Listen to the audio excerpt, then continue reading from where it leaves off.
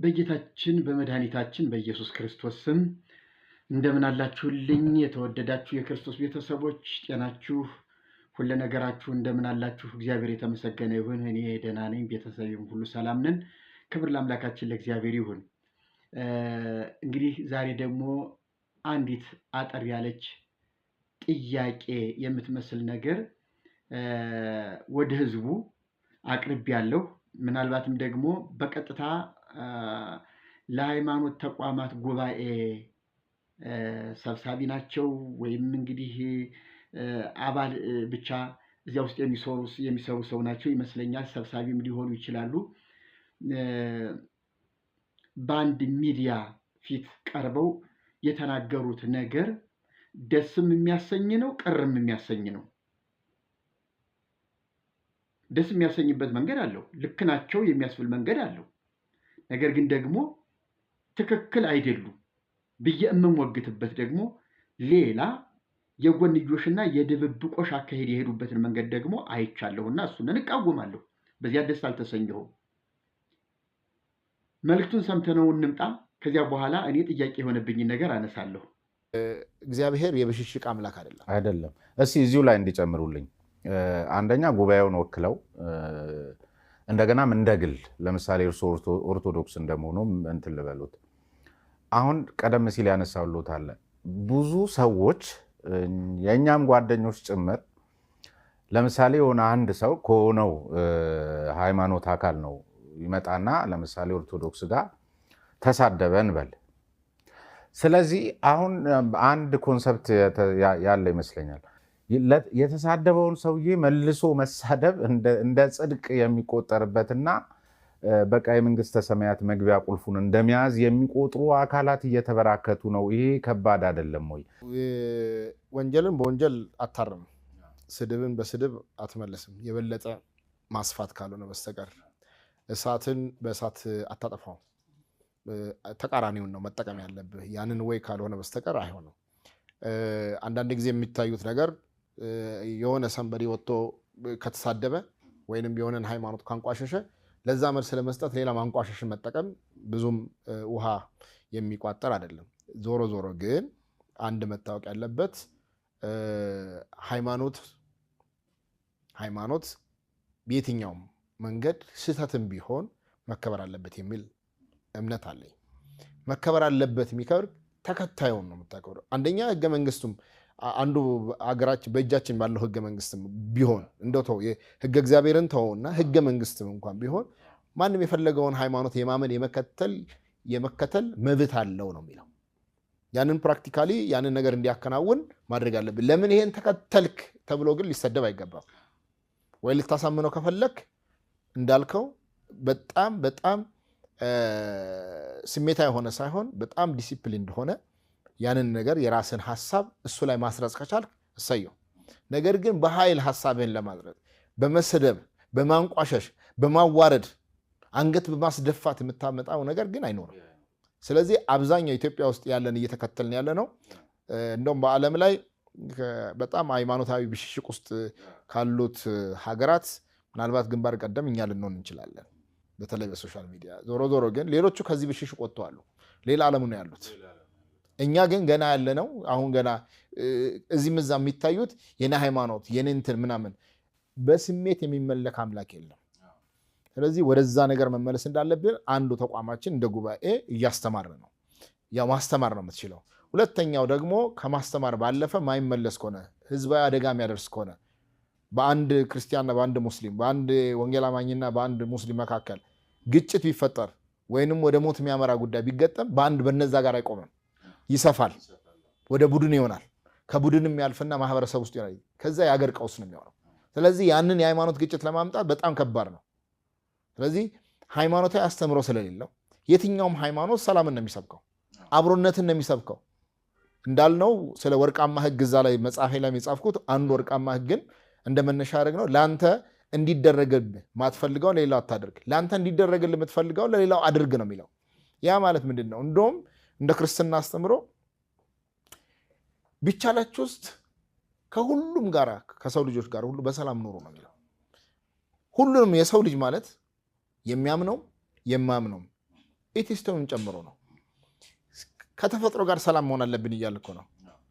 ከፈጣሪ ጋር ሰላም መሆን አለብን፣ ከስነ ፍጥረት ጋር መታረቅ አለብን እያለ ነው። አጠገብ ያለ ወንድምህን በመግፋት በመግደል የምታመጣው ምንም አይነት የምትወርሰው ገነት መንግስተ ሰማያት የለም። ሰው ከገደል ገለሃል ነው የሚለው። ከ10ቱ ትእዛዛት አንዱ አትግደል ነው። ወንድምህን ጨርቃማ አትል አይደለ ወንጌል የሚለው? ወንድምህን ጨርቃማ ካልክ ገሃነም ፍርድ ይገባሃል የሚል ነው። ስለዚህ ወንድምህን በመስደብ ሃይማኖትህን ፕሮሞት ያረክ ሊመስል አይገባም።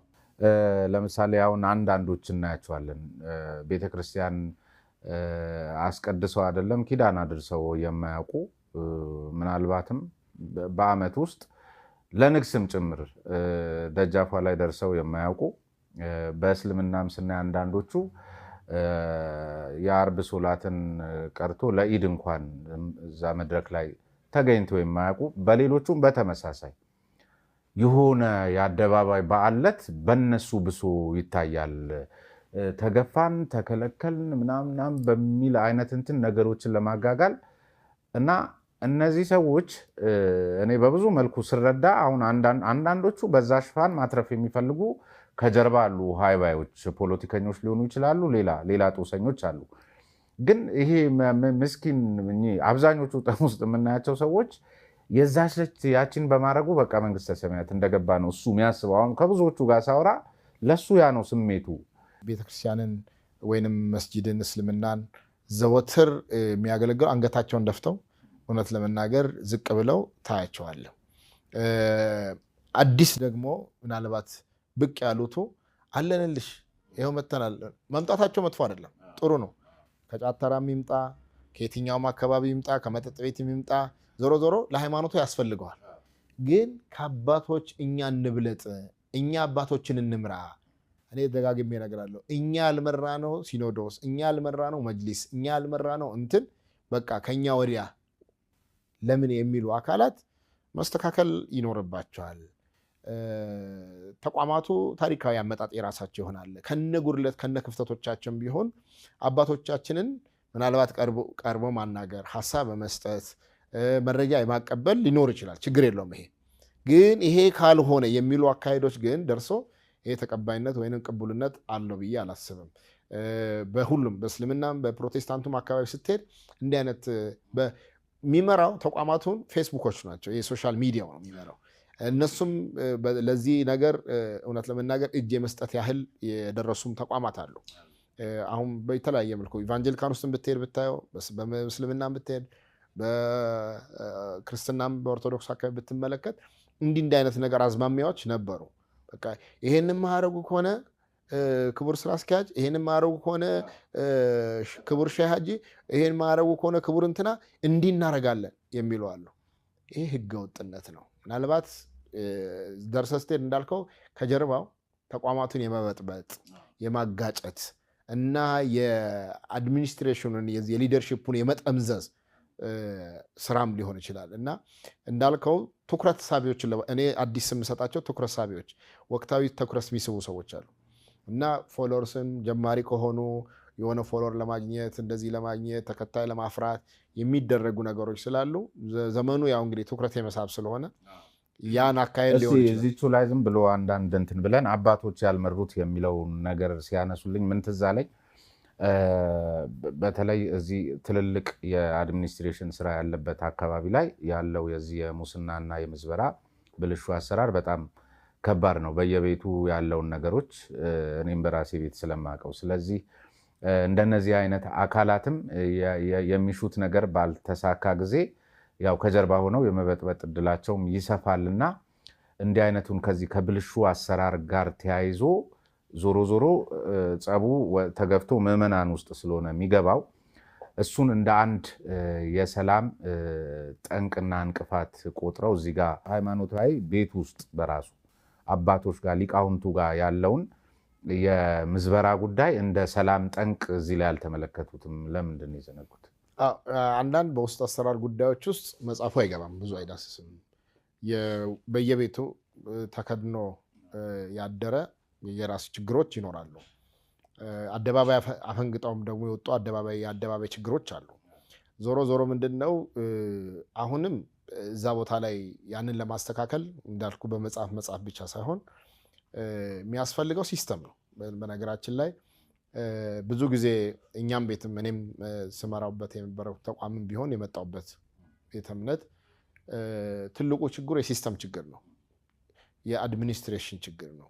የግለሰብ ችግር አይደለም። ግለሰብ የትኛውን ቦታ ላይ ብታስቀምጠው ሲስተሙ ኮራፕትድ ከሆነ ምንም ብታደርገው አይሰራም። ስለዚህ ለሌብነት የተጋለጠ ነው። ስለዚህ አባገሌ ወይንም ሸገሌ ወይንም ፓስተር ገሌ ይሄን አደረገ ከማለት ባለፈ ሲስተሙ ማስተካከልና መግራት ያስፈልጋል። ልቅ የሆነ ሲስተም ነው ኢትዮጵያ ውስጥ ያለ። የትኛውም ሃይማኖት ተቋማት ውስጥ የአንድ ሃይማኖት ሰው በአጭር ጊዜ ተነስቶ የመክበር እድል አለው። ለምን? ሲስተሙ ምንም ሳይለፋም ሳይደክምም ምንም ሳይልም ተፈለገ አምስቶ ሙዳይ ምጽአት ገልብጦ በአንድ ቀን ልታገኘው ትችላለህ። ጌታ መጣ፣ እንዴት አመጣ፣ ለምን አመጣ የሚል የሚያስጠይቅ ሁኔታ ምንም አይነት እንትኖች ግራውንዶች የለውም። በቃ ስለዚህ ከዚህኛው ተቋም ወይ ከዚህኛው ደብር ከተነቃበት ሌላኛው ደብር ነው የምታሸጋግረው። እንደሰማችኋቸው ሁለቱ በነገራችን ላይ ጋዜጠኛው በጣም የማደንቀው በጣም የምወደው በጣም አይነ ፈጣጣ አንዳንዴ ደግሞ ትንሽ አስደንጋጭ እንዲህ ማለት ለምን አስፈለገው የሚያስብሉ ጥያቄዎችን የሚጠይቅ ግግም ያለ ልበለው በጣም ኃይለኛ ፈጣጣ ጋዜጠኛ ነው። አደንቀዋለሁ። በዚህ አካሄዱ አደንቀዋለሁ። ዛሬ ግን ለምን ለዘብተኛ ሆነ? ሁለቱም የአንድ ቤተ እምነት ጥገኞች ስለሆኑ ይሆን? ያቺ ቤተ እምነት እንድትጠበቅላቸው እንድትከበርላቸው ስለፈለጉ ይሆን? አልገባኝም። እሱ ከኦርቶዶክስ የመጡ ስለሆኑ ብሏቸዋል እሳቸውን። እሱ ከየት ቤተ እምነት ነው? ከእስልምና ነው። እኔ እንዲህ አይነት እምነት ተከታይ ነኝ ብሎ ራሱን አስተዋውቆ አያውቅም። የማያስተዋውቅ ሰው ደግሞ የፈለገውን እንዲናገርና የፈለገውን እንዲሳደብ ወይም ደግሞ እንዲያዋርድ መብትና እድል አለው። እኔ ፕሮቴስታንት ነኝ ካለ ግን የኦርቶዶክስን መብት የመጠበቅና የማክበር ግዴታ አለበት። ኦርቶዶክስ ከሆነ ደግሞ የፕሮቴስታንትን መብትና ግዴታ የማክበር ግዴታ አለበት። ስለዚህ ብዙ ጊዜ ራሱን እኔ የእንትን ቤተ እምነት ነኝ ብሎ የማይገልጥ ሰው ድራማ ተጫዋች ነው፣ ድራማ የሚጫወት ሰው ነው እና ራሱን የገለጠ ሰው አይደለም። እንግዲህ ድብብቆሽ አለ። አንድ የሚሞግተው ማን አንተ የሚለው ሰው ያስፈልጋል። እሱ እንደሚጠይቀው ሁሉ እሱም ተጠያቂ በራሱ ሚዲያ ላይ ተጠያቂ መሆን አለበት።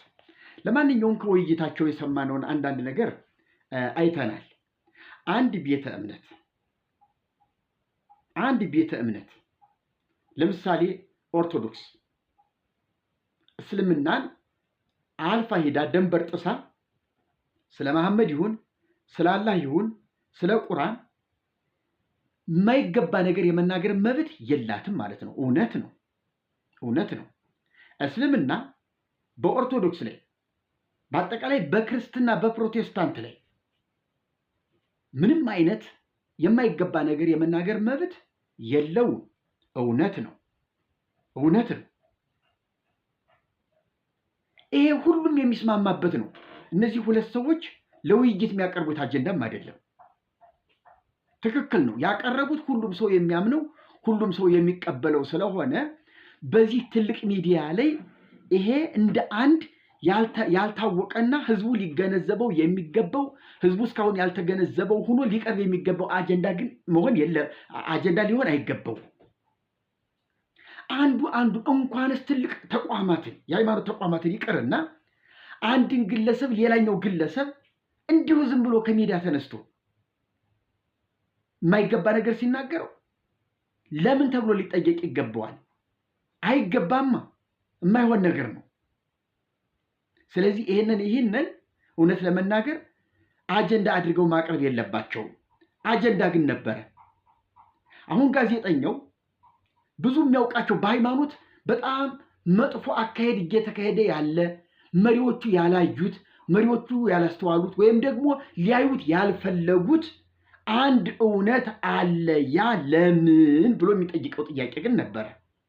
ተጠያቂውም ሰውዬ እኛ የሃይማኖት ተቋማት ጉባኤንን መንግስት ያዋቀረንን የሆኑ ሃይማኖት ተቋማት ተሰብስበው ገሌ ገሌ ገሌ ገሌ እንደዚህ ምሩ እንደዚህ ስሩ ብለው ፈቃድ ሰጥተውን በእነሱ እውቅና የምንንቀሳቀስ ሰዎች አይደለንም። በመንግስት ነው የምንመራው የምንንቀሳቀሰው።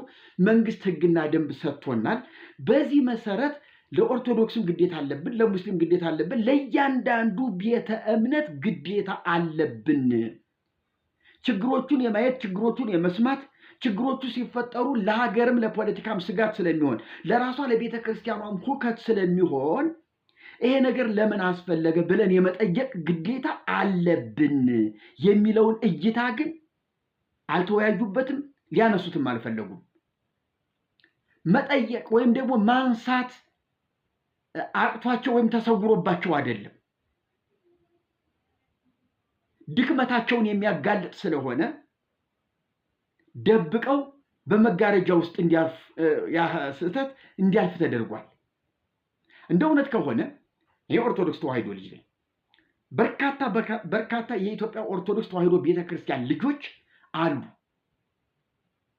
ግን አይደላችሁም ተብለው ነኝ እያልን አይደለህም ብሎ ደብድቦ ያስወጣን አካል አለ። ያልሆንበትን ምክንያት ያውቃሉ። እኛ ደግሞ ኦርቶዶክስ ነን የምንልበትን ምክንያት እናውቃለን። ይሄንን የሃይማኖት ተቋማት ጉባኤ ደግሞ በደንብ ሰርስሮ ያውቀዋል። ምናልባት እርስዎ ከቅርብ ጊዜ የመጡ ይሆናል እንጂ ከዚህ በፊት ምናልባት ከ10 ዓመት ገደማ ይሆን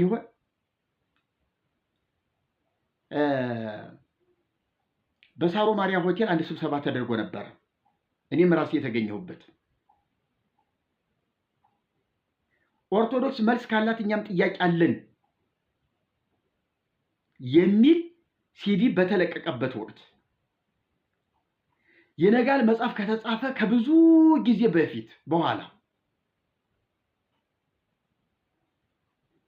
መርጌታ ጽጌ ነኝ ስላቸው እንፈልግሃለን ብለው እዚሁ ሳሮ ማርያም ሰው ከተሰናበተ በኋላ አንድ አይነ ስውር እዚሁ የሃይማኖት ተቋማት ጉባኤ አካል የነበረ ሰው ከፍተኛ ስፍራ የነበረው ሰው አይነ ስውር ሰው እና ሁለት ጓደኞቹ ተሐድሶ ስለመሆናችን ለምን ተሐድሶ እንደሆን ለምን ከቤተክርስቲያን ተገፍተን እንደወጣን የኛ አቋምና ቤተክርስቲያኒቱ ደግሞ እኛን የገፋችበት ምክንያት ምን እንደሆነ በግልጽ አስረድቻቸዋለሁ።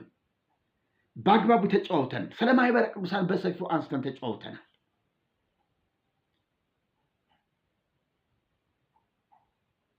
ነገር ግን እንዲህ አይነት ውዝግብ ተፈጥሯል። እኛ የምንሰማው ጩኸት አለ።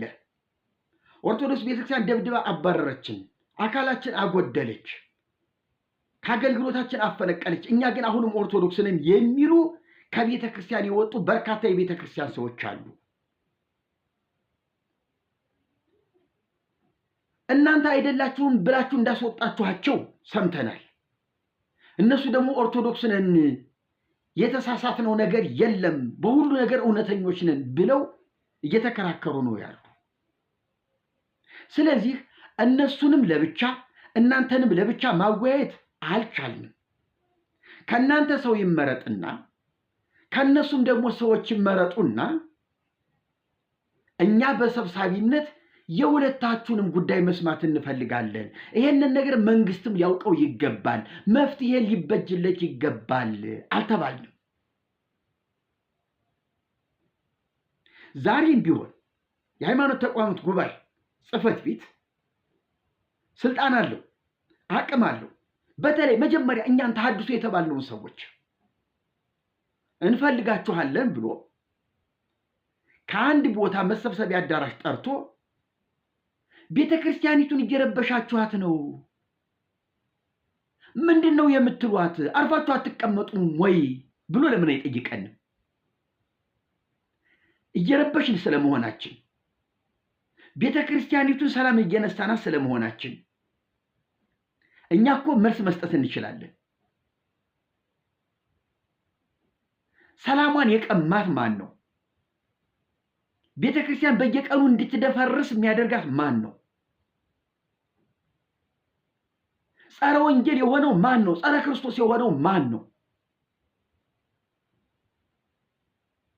ይህንን ያንን እኛ በአግባቡ ማስረዳት የምንችልበት እድል ግን ከሃይማኖት ተቋማት ጉባኤ እድል አግኝተን አናውቅም። አንዱን አንዱ መንካት ነውር ነው። ስድብን በስድብ መልስ መስጠት እንጃ። እኔ የእርሶ ህግና የፖሊስ ህግ እንግዲህ ወይ የተለያየ እንደሆነ ሁለት ህገ መንግስት እንደሆነ አላውቅም። ለምሳሌ ኦርቶዶክስ መልስ ካላት እኛም ጥያቄ አለን የሚለውን ሲዲ ስንሰራ ከአንድ ጓደኛዬ ጋር መጀመሪያ ክስ እንክሰስ ሁሉ ብለን ነበረ። መልስ ከመስጠት እስቲ በክስ እንጠይቅ። ሐሞን ጎግ ብሎ የዲያብሎስ ልጆች ብሎ የአጋንንት ልጆች ብሎ የ666 አባላት ብሎ ስንትና ስንት ብዙ ነገር ብሎ የዲያብሎስ ደቀ መዛሙርት የአጋንንት ልጆች ብሎ ስማችን ክስ አድርጎ በሚዲያ ለቀቀ። ያን የሃይማኖት ተቋማት ጉባኤ መሪዎች ይሄ ነገር እውነት እንደው ደግ አደረገ ይህን መናፍቅ ሁሉ ወገቡን አለልኝ ትሉ ይሆናል እንጂ እውነት ለምን እንዲህ አለ ብላችሁ ህጋዊ ስራ ለመውሰድ እርምጃ ወስዳችኋል? ትንሽ እንኳን ርቀት ሄዳችኋል? እኛ ፖሊስ ጣቢያ ሄድን። እንዲህ አይነት ነገር ወጥቷል። ለተናገረው ንግግር መልስ መስጠት እንችላለን። ነገር ግን ህግ እንዴት ያየዋል ብለን ፖሊስ ጣቢያ ሄደን አነጋገር። ፖሊስ ከሁለቱ ነገሮች አንዱ ምረጡ ነው ያለን። መልስ አንሰጥም፣ በክስ ብቻ ይታይልን ካላችሁ ሰውየውን በፖሊስ ቁጥጥር ስር ማዋል ይቻላል። ብልግና ነው የተናገረው። በህግ ያስጠይቀዋል፣ ያሳስረዋል። የፈለጋችሁን የመሆን መብታችሁ ነው። እንዲህ አይነት ንግግር ግን ሊናገራችሁ አይችልም፣ በህግ ያስጠይቀዋል ብሎ ፖሊሱ አንድ አቅጣጫ ምክር መከረ። ነገር ግን መልስ መስጠት እንፈልጋለን ካላችሁ ግን ክሱን ማቆም ግዴታችሁ ነው።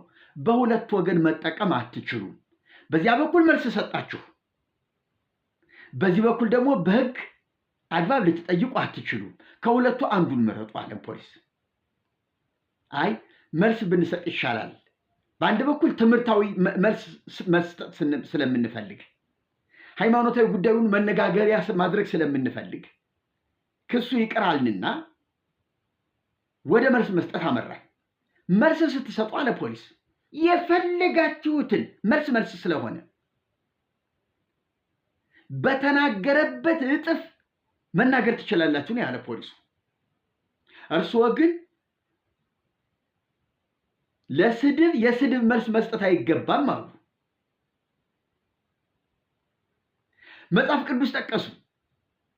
ቢቻላችሁ ከሁሉም ጋር በሰላም ኑሩ ነው የሚለው መጽሐፉ አሉ። መቼ እኛ ይሄንን መች ተቃወም? እኛ እኮ የዚህን ቃል አልጣስንም። ተጥሶብን የህግ ተላላፊ ሰዎች በእኛ ላይ በደል አደረሱ ነው እያልን ያለ ነው። እኛ ቅሬታ አቅራቢዎች ነን። ኢሉሚናቲ 666 ሌላም በዶላር የሰከሩ ያበዱ ሲሉን አረ እግዚኦ እንዲህ አይነት አይደለንም እያልን ነው እየሞገትን ያለ ነው። እንደዚህ ማለት የለባችሁም፣ ስድብን በስድብ መቃወም የለባችሁም፣ ሲሰድቧችሁ ዝም በሉ እያሉን ነው። አሁንም ቢሆን እኛ ስድብን በስድብ አልመለስንም። የስተት ትምህርትን ግን በእውነት እንቃወማለን፣ እናወግዛለን፣ እናፈርሳለን። አቋማችን ይሄ ነው። በገድላት ሲሞግቱን በመጽሐፍ ቅዱስ ማፍረስ ስራችን ነው። አይ ይሄ ወንጀል ነው የሚሉን ከሆነ ሰይፍ ይዘው ይምጡና ቆራርጠው ይጣሉን። የማይሆን ነገር ነው። ክርስቲያኖች ነን።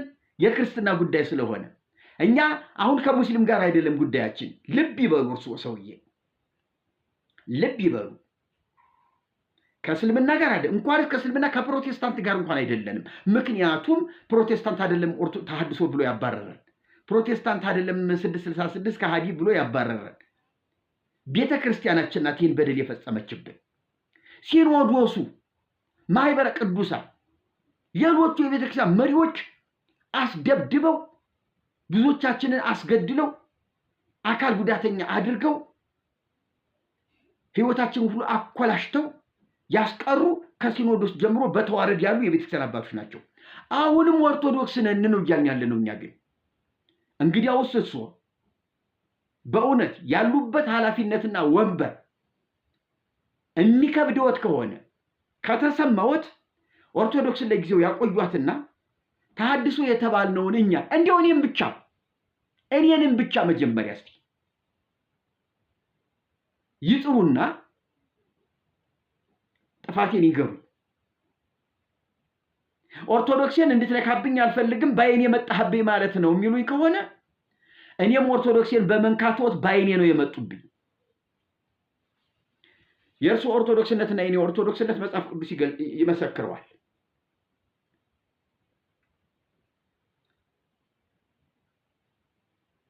እኔ ኦርቶዶክስ ሰው የኦርቶዶክስ እምነት ተከታይ ሰው ነኝ፣ አገልጋይም ነኝ።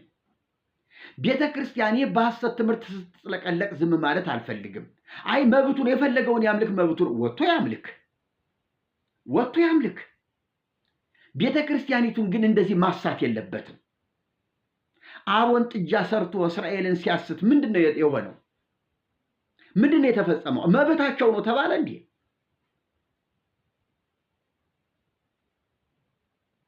እነ ኤሊ እና ፊንሐስ እንደዚህ ያን ያህል ብልግና ሲፈጽሙ መብታቸው ነው ተባለ እንዴ? እግዚአብሔር ሳሙኤልን አይደል ያስነሳ? ሳሙኤልን አይደል የቀባ? በእውነተኛ እምነት ላይ መብቱ ነው የሚባል ነገር አይሰራም። መብታችንን ለዚያ እውነት አሳልፈን የሰጠን እስከሆነ ድረስ መብታችንን ተነጥቀን መብታችንን ጥለን ለጌታ መብት ራሳችንን የሰጠን ሰዎች ነን። የኔም መብት አስከብራለሁ ካለ ከጌታ መብት ይውጣና የራሱን መብት ይዞ ይንቀሳቀስ። መብት እኮ ነው። ጌታ ታቦት የኩነኔ አገልግሎት ነው፣ የሞት አገልግሎት ነው ባለበት ዘመን ታቦትን ቅዱስ ነው ይሰራል ብሎ ኦሪታዊ እምነትን መስበክ ክርስትና ላይ ቦታ የለውም እያልን ነው። እኛ ደግሞ መብት ነው ሊሉኝ አይችሉም። ጌታ የሻረውን መሻር ግዴታችን ነው፣ ያከበረውን ደግሞ ማክበር ግዴታችን ነው።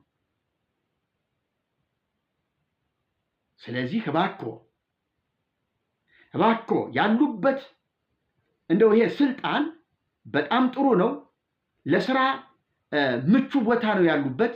የሃይማኖት ተቋማትን ማግባባት ማነጋገር ይችላሉ። የተተናኮሱ የተቆራቆሱ ካሉ ያነጋግሩ። እኛ ግን ኦርቶዶክሳውያንን ለምንድን ነው የተገፉት እነዚህ ሰዎች ብለው እንዲያውም ለኛ መብት ሊቆሙልን በተገባ ነበር። ምናልባት አይ እኔ ስለ እናንተ አይደለም የተናገርኩት ስለ ሌላኛውና ስለ ሌላኛው ቤተ እምነት ነው፣ የእናንተ ጉዳይ በልዩ አጀንዳ ነው መያዝ ያለበት ካሉ ብያለሁ። የቲክቶክ ሐዋርያት ተነስተዋል። አዎ። በቤተ ክርስቲያኒቱ አባቶች ላይ እየዛቱ ነው። አዎ።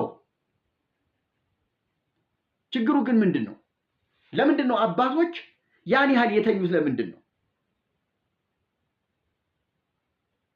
እንዴ? አባቶች እኮ ከሚሰደቡበት ቦታ ስለተገኙ እኮ ነው እንጂ እኮ ወጣቱን ዝም የሚያሰኝ እኮ ቦታ ነበራቸው። እውቀት ነው ያጡት፣ ብቃት ነው ያጡት እንጂ ስፍራውማ የመጨረሻው ትልቁ ከፍታ ከእግዚአብሔር በታች እነሱ ነበሩ። ሚዲያ ያላቸው ቅዱስን ወንጌል ይዘው የሞተላቸውን ጌታ ቢሰብኩ እኮ ይሄ ሁሉ ጫጫታ ጸጥ እልም ይል ነበር።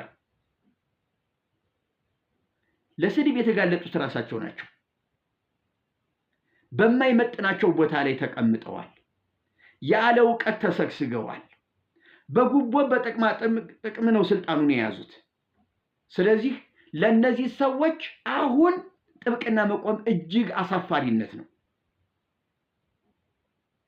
ይልቅስ ምንድነው ወደ እነሱ ሂዶ ወይም ደግሞ እነሱን ሰብስቦ በእንዲህ አይነት ሁኔታ ስማችሁ እየተነሳ ነው፣ አላግባብ እየተተቻችሁ እየተነቀፋችሁ ነው። እነዚያን ሰዎች ልናነጋግራቸው ተዘጋጅተናል። ግን በጠራናቸው ጊዜ አንገት የሚያስደፋ ንግግር እንዳይናገሩና እንዳያሸማቅቁን ቅድሚያ ወደ እናንተ መጣን ብላችሁ እስቲ አባቶችን አነጋግሯቸው። ፕሮቴስታንት ማለት እኮ ወሮ በላ ከየትም የተሰበሰበ ዱርዬ እኮ ነው ያሉ ጳጳሳት እኮ አሉ። ዶክተር አብይን ግንባሩን ነበር በድንጋይ ማለት ያሉ ጳጳሳት እኮ አሉ። ፕሮቴስታንት ማለት እኮ የመጨረሻ የሞተ እምነት ነው ያሉ ጳጳስ እኮ አሉ። መረጃው እኮ አለኝ በእጄ። ተሐድሶ ተጠሪነቱ ለኢሉሚናቲ ነው ያለችን እኮ ኦርቶዶክስ ናት። አለኝ እኮ መረጃው። ስድብን በስድብ አትቃወሙ፣ ይሄን ሲመታ ይሄን ስጥ እያሉኝ ነው። ለዚህ ነው እሱ ላይ የተቀመጡት።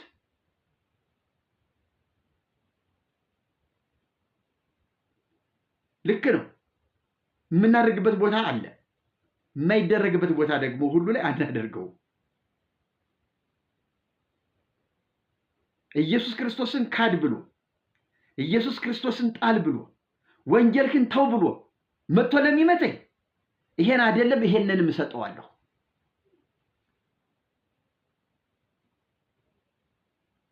ነገር ግን እርሶ የሄዱበት መንገድ የማደንዘዝ ስልት ነው። እርሶ ይሄን አይመለከቶትም። የመጽሐፍ ቅዱስ ሐዋርያ ሆነው እንዲህ ሊያጃጅሉ አይደለም እሱ ላይ የተቀመጡት። የተሰጠዎት ሕግ አለ፣ መንግስታዊ ሕግ። በዚያ መንግስታዊ ሕግ መሰረት ሲሆን የእንባ ጠባቂ ተቋም አሉ፣ ሰብአዊ መብት አለ። ከነሱ ጋር ሆነው ይመለከተውታል። እነሱ ጋር ሆነው የተገፉና ተጎዳን የሚሉ ሰዎች አሉ። እንዴት አድርገን እንዲያው ተባብረን እነዚህን ሰዎች እናያቸው ማለት ይችሉ ነበር። መንግስት የሰጠዎትን መተዳደሪያና መመሪያ ትተው መጽሐፍ ቅዱስ ይዘው እስልምናንም ሊመሩ አይችሉም፣ ኤቲስቶችንም ሊመሩ አይችሉም። ምክንያቱም መጽሐፍ ቅዱስ የነሱ ሁሉ ስላይደለ። ቁርአን ይዘው ቢመጡ እኛ አንልዎትም። ስለዚህ እርሶ ከቁርአንም ከመጽሐፍ ቅዱስም ወጣ ብለው መንግስት የሰጠዎት መመሪያ አለ፣ በዚያ መመሪያ መሰረት ምንድነው ችግራችሁ ብለው እኛን መጠየቅ አግባብ ነው። ያንኛ መልስ ስንሰጥዎት ቢችሉ ከኛ ጋር አብረው ያለቅሳሉ፣ ልቦት ተሰብሩ። አለበለዚያ ግን ችግሩን ለመፍታት ባጭር ታጥቀው ወደሚያስፈልገው ርቀት ድረስ መሄድ ይችላሉ። እውነታው ይሄ ነው።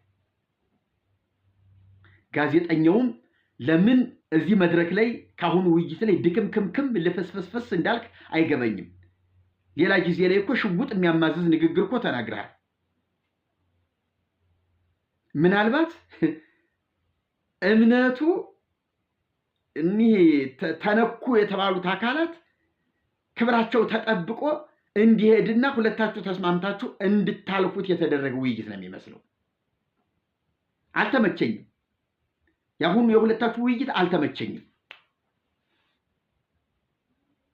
እኔን ጠርተህ እንደዚያ እንደ ሌሎቹ ብታፋጠጠኝ ምናልባት የምንነጋገረው ነገር ይኖራል።